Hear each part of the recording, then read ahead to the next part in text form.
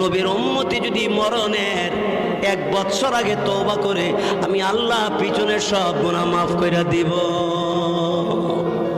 জিবরাইল আসলেন, নবীকে বললেন, নবী গো কাইদেন না, আপনার উম্মতকে জাহান্নাম থেকে বাঁচানোর জন্য আপনি কাঁদতেছেন।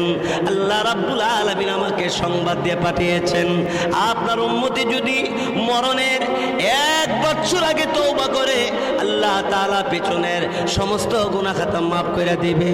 নবীজির কাছে এই কথা বলার সাথে সাথে রাসূল ডাক দিয়ে বললেন, জিবরাইল,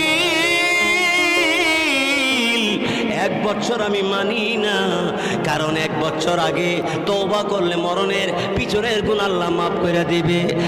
1 বছরের ভিতরে আবার যদি গুনাহ করে রে, গুনাহ লইয়া জাহান্নামে যাবে, আমার উম্মতে সইতে পারবে না। কবরে 99টা সাপ কামড়াবে, আমার উম্মতে সইতে পারবে না। আল্লাহ রাব্বুল আলামিন বলে, নবী গো আগেই বলে দিয়েছি, ওয়ালা সাউফা ইউতিকা রাব্বুকা ফাতারদা। নবী গো আপনি টেনশনে পড়বেন, আমি আল্লাহ আপনাকে সান্ত্বনা দিব।